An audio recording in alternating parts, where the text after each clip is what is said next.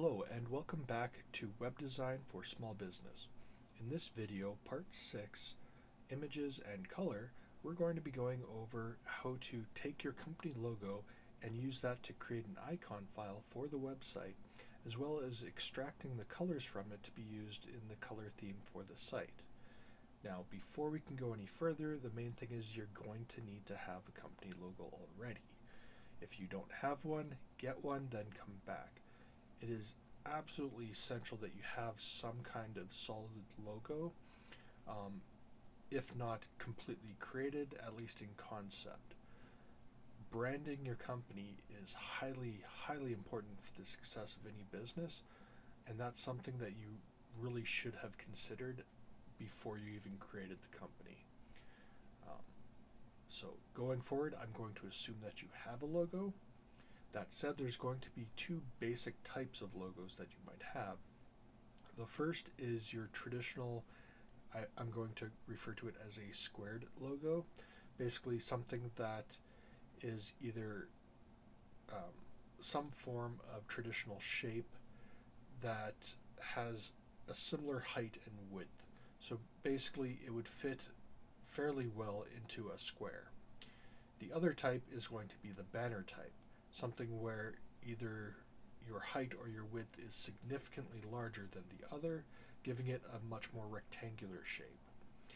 If you have a banner logo, they do not work well for icons. So what you're going to do is take part of that logo or take something similar to your logo that fits within the company. Maybe there's a mascot or something you can use to create an icon for that. But basically you're going to want some kind of shape that represents your company that fits in a small square. So going back into GIMP, you can see that I have here a logo. It fits within the square. It is not itself a square. It is actually a circle, which is perfectly fine. But you notice a couple things. The first is that if you're familiar with the company, this is not their logo at all. In fact, they don't actually have a logo, so this was me coming up quickly with some kind of logo treatment for them. Their initial logo is the outer circle with the inner circle and writing around the outside and writing on the inside. Writing around the outside said the same thing, Highway 45 Restaurant. The writing on the inside simply said Family Dining. The logo itself is solid green and white, so this outer circle was green, the text was white, the inner circle was white with green text. Now, that can work, but it doesn't say a lot about the company. It especially doesn't tell you what kind of food they serve, and because it is a Chinese food restaurant, I wanted to really emphasize that. So the logo that I created for them, I used the Chinese writing that is traditional Chinese that basically says Highway 45 Restaurant, but having it stacked vertically, the words actually have this really nice kind of V shape to it. So I simply outlined that with a pair of chopsticks and then put that in a container that looks like that kind of traditional Chinese takeout shape. If you've seen the traditional Chinese takeout containers, you'll probably know what I'm talking about, because that to me says this is distinctly Asian food. And then the color scheme, I went with red and gold for two reasons. Number one, that's the colors of the Chinese flag. So again, bringing back that Chinese roots. The other part is the actual colors that the company is currently using. So right now their menu is a white background with alternating red for the headings and green for the base text. The signs that they use for the actual restaurant have red text with a gold background. So taking that all into consideration, this is kind of what I came up with. It will likely change, and at some time you might just see something completely different for the logo and colors, but for the purpose of this specific video, this is what we're going with. Okay, so the first thing we need to look at when we have our actual logo is the type of file that it is. So when you get your logo, you may have it in a variety of different image formats, from JPEGs to PNGs to GIFs to SVGs. You might even have it as a .ai. So what we need is something that we can work with for the web. Now, SVGs do work and they are great, and you should probably have one for your logo, regardless of what you're going to be doing with it. SVG, standing for Scalable Vector Graphic, basically means that whether it's scaled up to huge billboard size or shrunken down to a small icon size, it still looks crisp, so you're not losing quality regardless of the size. Now, if you can't get a scalable vector graphic, the next best thing, in my personal opinion, is a PNG file. They have good compression, they're very clean images, and they allow for transparency. If you have a JPEG, which is a very common type of file, the major drawback, well, there's two really. The first is quality. JPEGs use a really nasty compression algorithm that really makes the image look choppy and blurry when you scale it up. So you really want to avoid it if you can for that reason alone. The other is it doesn't support transparencies. Now, when I say transparencies, if you notice the background, so while the logo itself is a circle, the background is this checkered pattern. That checkered pattern doesn't actually exist within the image, telling us that it is transparent. So regardless of what background I have this image on, what this square part would actually be whatever the color of the background is. So my logo would just be this circle. With a JPEG, because it doesn't have that, it would actually have a square behind it. So if you have, say, for example, a white square here, when you put that on your website, if you don't have a white background, you will see an ugly white square behind your circle. Doesn't look good. So we want something with transparencies to get rid of the part of the logo we're not actually using. Now, if your logo is a full square and uses all that, that's fine. It doesn't really matter. Other types of images that you might be using, like a GIF. GIFs do allow transparencies. They also allow for animations, which make it interesting for some people. The problem with GIFs are that they're very low quality. So, like I said, ideally you want an SVG. If not, go with a PNG where possible. Most image programs will allow you to save an image as a different format and convert it over. GIMP does that, and that's actually what we're going to be doing to create our icon file. So, icon files are, going back to that, this little image in the corner, right? So that is literally the size that we're looking at when we look at an icon file. However, we also want it to be able to scale up to be a little bit bigger. Typically, for a high resolution icon, we want it to be 64 by 64 pixels. So to maximize that, what we want is we want to get rid of as much of this empty space as possible. So in order to do that, we select the fuzzy select tool and click anywhere in our empty space. Then we go up to select and invert. So now we just have our logo selected. Now the reason why I didn't just try to click on the logo is because it selects by color. So if I select the red part, it just selects the red part. This way I'm selecting my entire image by having inverted the selection from the empty space. Okay, now we go to image and crop to selection. And as you can see, now it cut off everything that we're not using, and we're maximizing the space of that. Okay, from here we want to go to image and scale image. Okay, now if your image is not a perfect square, so your width and your height are not identical, you want whichever side is the longest to be 64 pixels. So in our case, and if it's linked, when you hit tab or enter on that, it will automatically um, change the other one to scale in proportion. So if you have one that is 64 and one that is smaller than 64, you will then want to expand it up so that the other side is 64.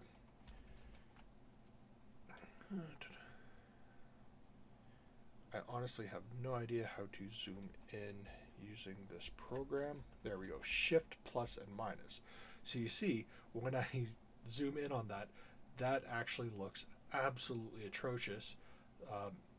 The Chinese characters you can't read at all. You can barely make out what that says. The 45 is kind of clear. The highway you can make a guess, but the restaurant is just a blur too. But that's okay. Alright, now image, canvas size. So if yours was wider than it is long, then, so for example, if this was say 54 there and 64 there, then you would just go into the canvas size, make sure that's unlinked, and change them both to 64 and hit resize.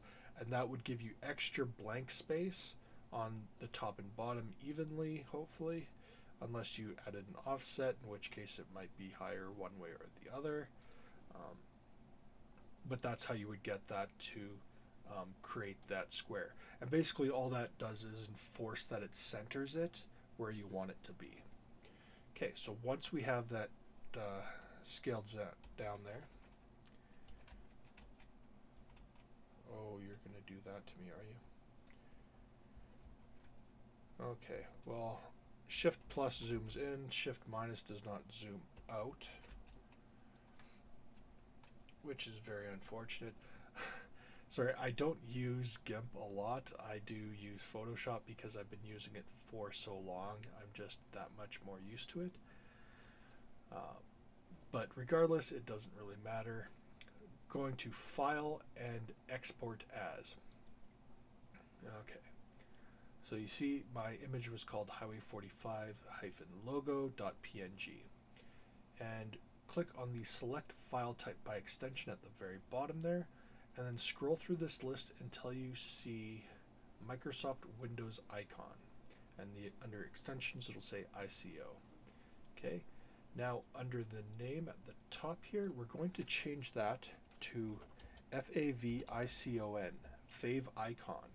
So our file will be favicon.ico. And export. You see I already have one there because I've actually done this once or twice already. For this, you can see what it gives you for options, and we're going to select that 32 BPP just because this is the highest resolution. And we're going to check that compressed PNG.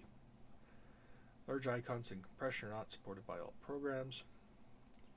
Okay, so we can actually uncheck that if we want it to just be more compatible, because that's what it's basically telling us, is that'll make it look better, but it won't be compatible with everything if we do it. So we'll leave it unchecked, we'll export it. And for now, we're going to leave this up, but we're just going to go over to NetBeans. Okay, so now in NetBeans, we want to,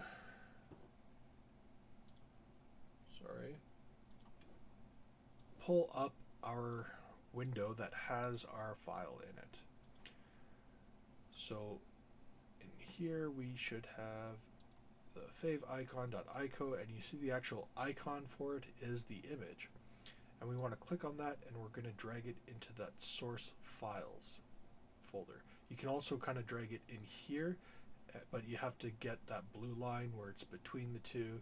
It's kind of awkward, so it's easier just to drag it onto the source files folder. Okay, then we can get rid of that window. And once you've done that, it should automatically upload it. If not, you can just right click on it and select upload. and that'll ensure that it's uploading that file to the server, which is good. Okay, now we can go here, and you notice that without doing anything else, it automatically detected it and put that as our icon at the top. The reason for that is the naming convention. So it's a lot like when we created that index.php file, but we didn't put any of the HTML code in there. It automatically detected it and made it, because that is the default. So where the index file, whether it's index.php, index.html, the index file is the default file. The fave icon is the default icon file for up there. So that technically is all we would have to do, but we're going to actually go ahead and add it in there, just so that, number one, you know how to do it, and number two, not every web browser is going to be able to do that automatically. So if it doesn't do it automatically, we need to tell it to do it. So go to the end of the title and hit enter to create a new line. So we want it to be within the header but under the title. And this is going to be a link. Link, L-I-N-K. And a link tag is similar to the image and break tags where it doesn't have an end tag. So that is something that is important to keep in mind. And with the link tag, we're going to actually have three primary attributes that we use. The first is the rel, or relation tag, relation attribute. And for the rel, we are going with icon. The next one is the type. And the type attribute is image/ico, ICO. And lastly is the href. Now, href you're going to come across a lot when we're doing links. The href is basically the hypertext reference, so it's the complete URL where the file is located. So it means that just like the URL in our web browser, we need to type in the full gambit, not just the domain name here. I'm not sure why it's not giving me the rest, but we need to start with HTTP, and we're going to put in the S because we did take the time to create our SSL layer and certificate, so we're going to be using that wherever possible. So https://highway45.ca/faveicon.ico. Now, if you wanted to take this one step further and make this field backwards compatible with XHTML, you could do a space and a / to close that off. You don't need to do that though in HTML5, so we're not going to do that, but you can if you want. We're going to save that, go back to our website, hit refresh again. Notice nothing's changed, it's still there. Now, one other thing you can do is for the icon file, most web browsers will now actually support PNG files as the icon. So instead of having to use a specific icon file, you can just use a PNG. So instead of having to convert it, you could just shrink it down and use that instead. If you do use a PNG, you would still want to name it file or fave icon, but instead of having the ICO extension, it would have the PNG extension. And then in the type, image/ICO, it would be image/PNG. And if you save it like that, it will work as well. We're going to just use the ICO because it is the most compatible, so it will work with the most amount of web browsers. And things like Internet Explorer, which are old and people shouldn't be using it, but some people might because they have old computers. Okay, moving on. Now we're going to talk about colors. So with HTML, we have different ways of expressing colors. it's pretty much all done through RGB values, however.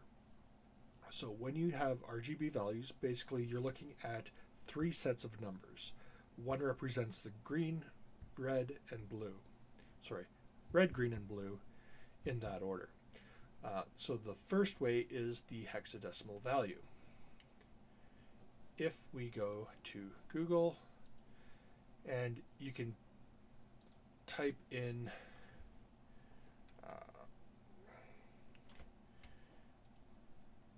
color picker, is what I typed in there, and you will get this just from Google. Now this tool will actually give you the color values that we need, which is right here under this hex. The way it reads is there are 6 digits after this hashtag. Each of these represents a different color. So the first 2 represent the red, the second 2 the green, and the last 2 the blue. And the way it works is it has values from 0 through F in a base 16. So basically think of it as 0 is black and F is white. So it goes 0, 1, 2, 3, 4, 5, 6, 7, 8, 9, A, B, C, D, E, F in that order. And it's 2 digits long. So having this as 0, 0 would be the darkest, and having it at FF would be the lightest. So having everything as all 0 is black, having everything as all F is white. Okay. Now if you want a solid color, so for example, solid red would be FF and then the rest 0. So it's full red FF and completely blank on the green and blue values, if that makes sense. So if you go to blue, and you notice the hex still has a couple ones in there, but as I get closer to solid blue, there we go. So that would be true blue. And green would be the middle 2, and then if you want the yellow, purple, magenta, that would all be values in between yellow, right?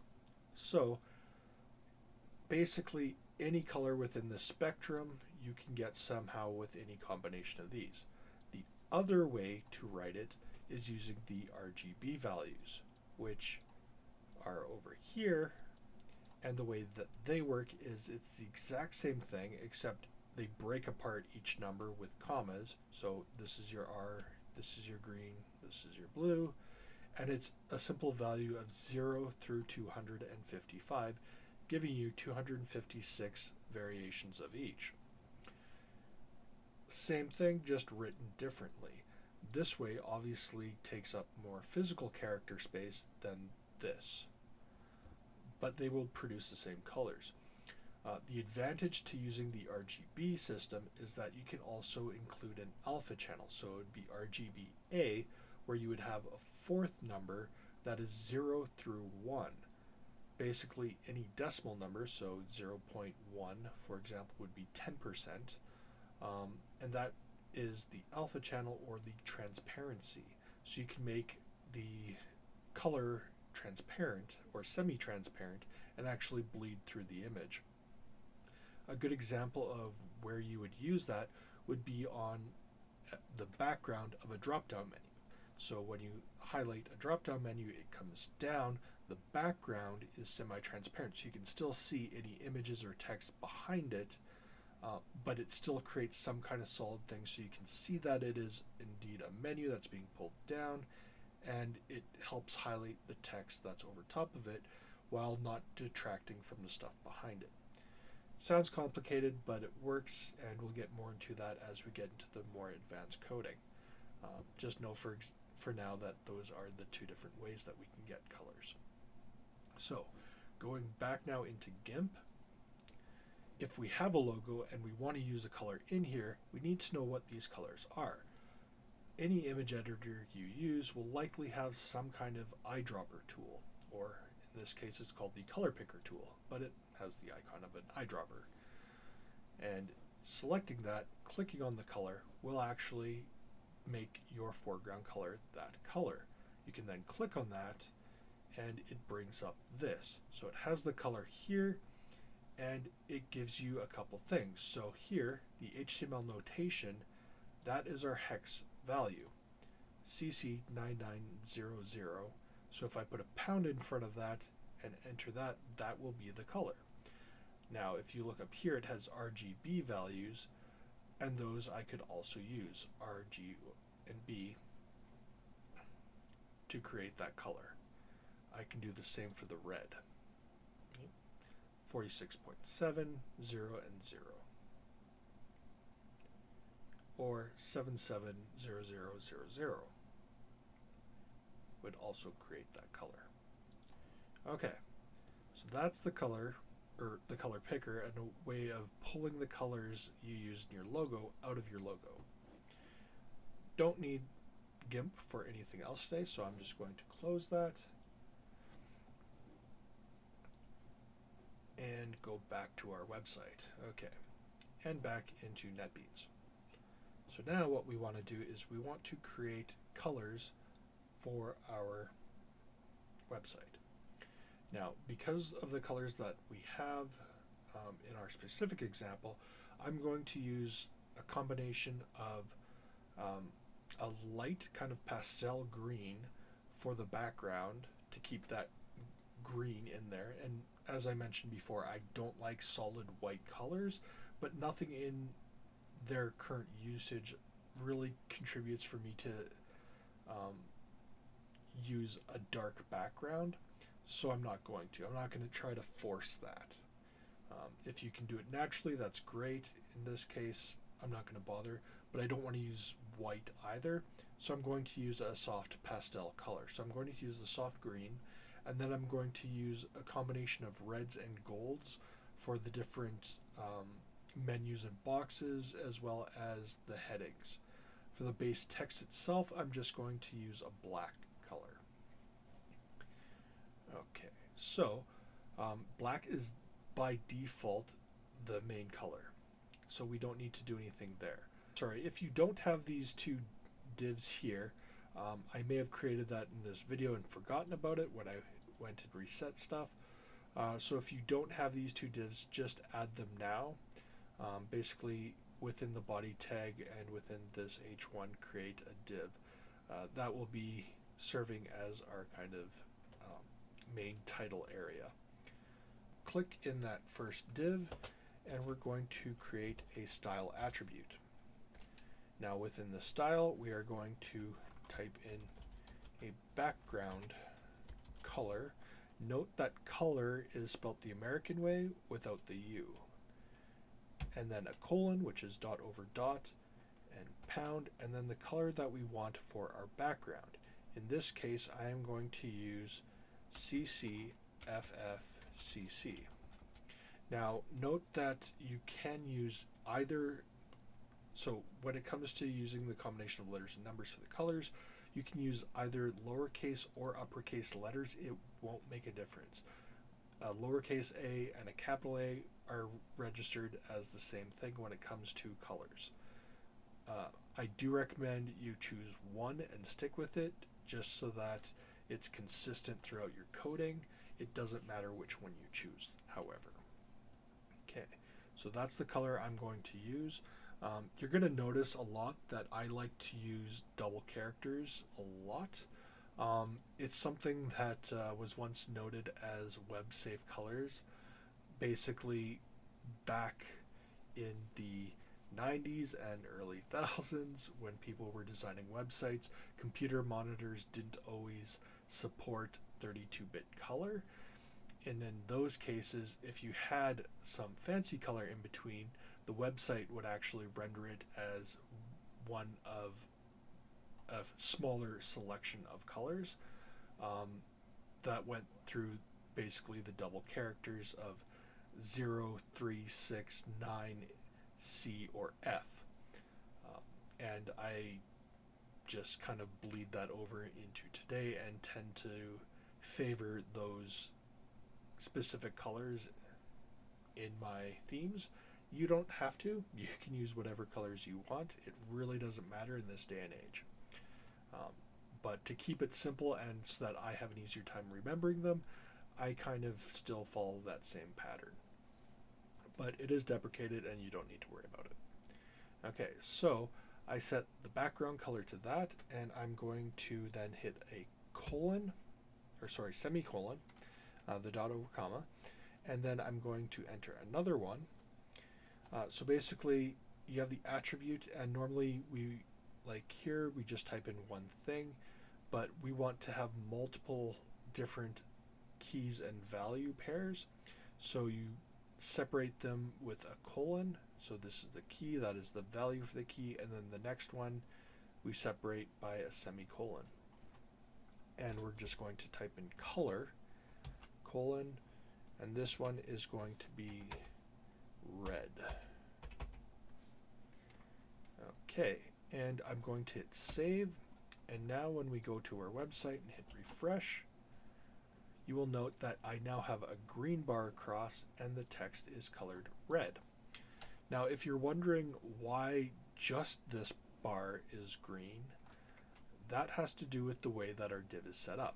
So a div, because I haven't given it any type of information about what shape or size it should be, it will basically just hug whatever's in it. So this header is the only thing within this div tag, so it's going to hug that. It's going to fill the entire line because that's the way that it works. So horizontally it will cover 100% with the padding exception.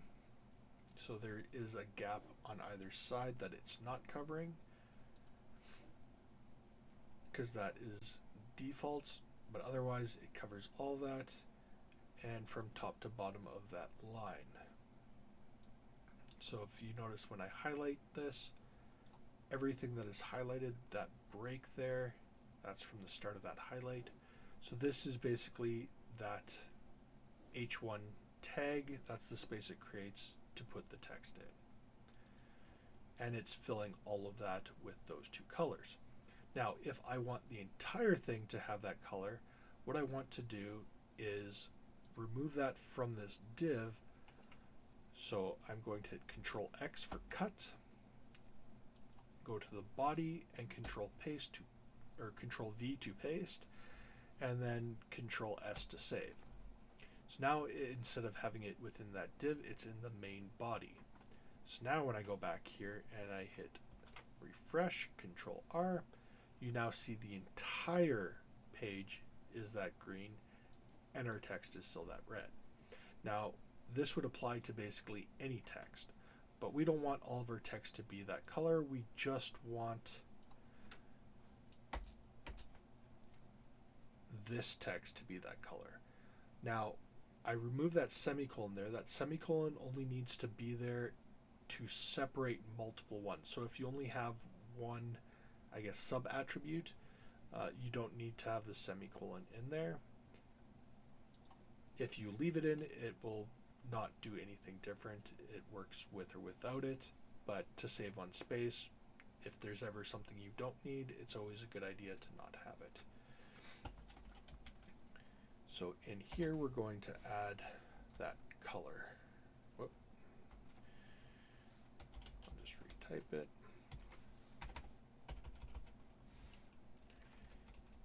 And I forgot to put the hashtag. Okay.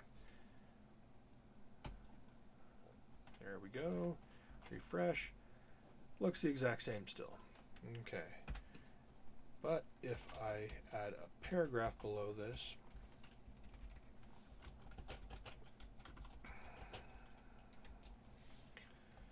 and save that and refresh, notice that is in black. If you ever have something that's small text and you want to be able to see it closer up for color within Google Chrome, if you hold Control and hit either the plus or minus keys, it will zoom in or out for you. It helps when you're trying to look at colors If you want it to go back and you can't remember where you're at, Control 0 will bring you back to 100%. Back to NetBeans. Okay, so we don't need that. Get that out. Okay, so the next thing we want to do is, instead of having all of this style embedded, we're going to combine that into a single file off here, because we don't want it cluttering up our web page. So we're going to delete all these style things that we just did. Save that. And we're going to go over to our source files on this side, right click that and hit new. And we're going to create a new folder. We're going to call this folder CSS and hit finish. Now I want to do one more thing that I forgot about.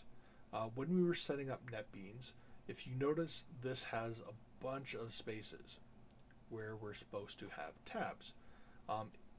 NetBeans will by default automatically convert all of your tabs to spaces. Some programs don't allow you to use tabs, they want spaces. For web design, it doesn't matter. It's all considered white space. I personally prefer having tabs because I'd rather this be one character than 4. So that way if I have to delete a bunch, especially when you're starting to get into where it auto creates things for you and you need to delete everything, when it creates extra tabs and lines, this can get really messy if it's all spaces. So before we start adding a bunch of lines, we want to be able to clear that up. So going into Tools, and if you prefer spaces, you can just leave it that. I just really don't. So Tools, Options, and under Formatting, you want to make sure that the language is set to all languages. Expand tabs to spaces. It's checked. This number is 4. This number is 4. You can change the right margin. This is basically the line that will appear down the middle of your screen somewhere, and that once you get text that passes that line, that is when it will wrap to the next line. So moving that as far as you want will fix that. Okay, I just need to kind of double apply that. And now, so I had actually changed it earlier. That's why my settings looked like that from the beginning. But it wasn't set like that by default. So you want to then replace all those spaces with actual tabs. And now you see it's just a single tab.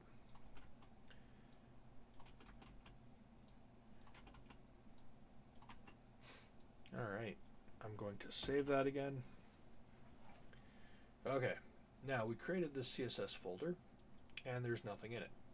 So we're going to then right click again on that CSS folder and create a new PHP file. What are we going to call this PHP file, you may ask? Well, you shouldn't have to, because if you remember before, for every folder we have, we want to have an index file for that folder. Now, once we created that, this is what we'll get.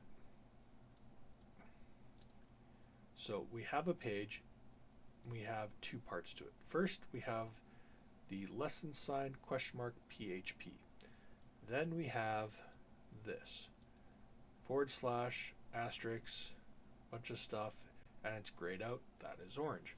So we're going to talk a little bit about what these two elements are. So the first, I guess we can start with the PHP tag. So with PHP, it has a tag just like with the rest of HTML. That's how the server will differentiate between HTML code and the PHP code, and pull out the PHP, process it, and then give us the result. So we need a PHP tag. So basically, what a PHP tag looks like, if you remember our doc type where it had that exclamation point, This is going to be kind of similar to that, but instead of the exclamation, we have that question mark, the letters PHP, and then to end that, you have another question mark and a greater than sign. So anything between here, this is PHP code, right? And that will function just fine. For now, we don't need that, so we're just going to delete all that. The rest of this is basically how you create annotations or notes. Basically, it's information that you can see on the page when you pull it up, but it's not rendered by the browser. So going to here, if I created something like that here, it wouldn't actually show up on our website, but it would show up on the source code of the page. So for PHP, there's two ways of doing it. Number one is the way they have it here, where it's a / an asterisk, and then ending with an asterisk and another /. Anything you type in here, they don't actually have to have these continuing stars here, and it doesn't have to necessarily even be on separate lines. It could just be like that. None of that will show up. The other way of doing it is just having a /. So this is hidden. Okay. However, if I do this is not hidden, this is hidden. So the way it works, and I'll actually just throw that PHP back in there so that it does our code highlighting for us. That gives you a better idea. So this formats back to showing that it's hidden. This shows that it's hidden. This gives us an error because it doesn't like the way that I just typed in text. But then this part here is hidden. So the way that the / works is once you have that /, anything after that on the same line will not show up. It'll be considered an annotation or a note and not actually print. So you can either just have it on a line by itself, or you can have it at the end of a line. So if you have some code and then you want to just make a note of what that code is, you can add a little note like that. If you want it to be in the middle of something, you can use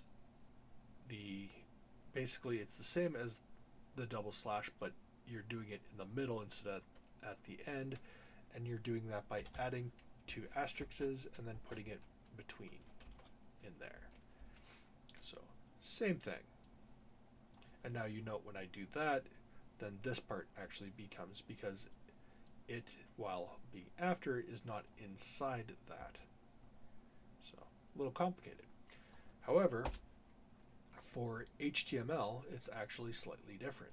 With HTML, the way you create it is with the less than, then an exclamation point, so very similar to this, and then we do a double hyphen, and then to end it, we do a double hyphen and a greater than.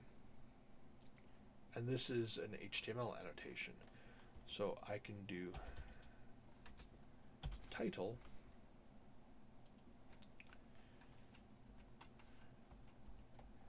like that. So that tells me that this div below is going to be part of my title. And this part won't print. So if I save this and go back to my site, refresh that, you might wonder why it changed. It's because, remember, we took out the colors. So don't be freaked out that it's now black and white again. And if we go to inspect, you'll see the different elements. If I go into my body, you can see that that title is right there, but it doesn't show up anywhere here. And that's because it is hidden. It's just a way for programmers to be able to break apart their code into different sections, label it so that it's easier to find things to change. So if I just searched for title, I could find that, and then that would tell me, okay, this is where my title code is. It's great as your code becomes more and more complex to have things like that to kind of break it apart, make it just neater. Anyway, going back to our new index file, delete everything and just save it as a blank page. Go back to our website. Now we want to go /CSS, so we're opening that folder, and just hit enter. And it will be a blank page, and that's what we want. We don't want anything to be there. We don't want an error page. We don't want it to create an auto index file where you can basically use that to get to any other part of our site as a backdoor. Just blank for now. We're going to change that later, but for now that's what we want. Okay. Go back to our main page. You can just hit that back, or if you have a button on your mouse like I just used for back. Otherwise you can also hit the left alt and the left arrow. Going back to NetBeans, we go back to that CSS folder, right click, new, and this time we're going to create a cascading style sheet. And the name, I'm just going to use the same short name that we used for the folder, Highway 45. If you have a long name, just kind of pick something short and simple, but that you're going to remember for later use. For the file name, you'll see that it automatically puts in the extension .css, hit finish, and now you see this has that same kind of annotation. Just highlight all that and hit backspace to delete it. So we're starting with a fresh page here. Okay, now the first thing we're going to do is type in body. And then we're going to give it a set of curly bracers. That's what those guys are. If you're wondering what key that is, it's the same as the square brackets, just using shift. Okay. Now anything that I put within these curly bracers will apply to the body. Now there's 3 different ways that you can add elements for CSS. The main is just like this. So this would be for a tag. In specific, it's the body tag. So plain means it's a tag, a specific tag that is used. If I start it with a pound or hashtag, so hashtag title, that would mean that it is associated with any tag that has the ID attribute set to title. So if I went and did this div and gave it an ID attribute that was title, then it would apply to this div specifically. If instead of doing ID, I did a class, then in this, instead of using the hashtag, I would do a dot. So dot title would then apply to any class named title. But for now, we're going to work with the straight up body, which would apply to the body tag. Going to delete that, save it, go back to here.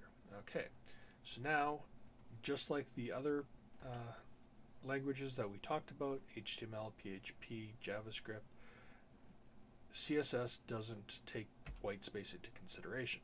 So I can break it apart and do new lines, which I'm going to do. So the background color, and because I don't have to worry about it being cluttered by other things, other attributes, I can use spaces freely here. The background color is going to be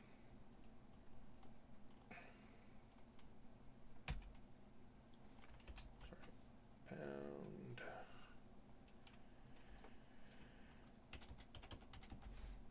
And then ending with a semicolon. The color is going to be black. Now you don't actually have to specify this because black is the default. I'm going to do it just so that we have an extra line, but it is redundant and not necessary.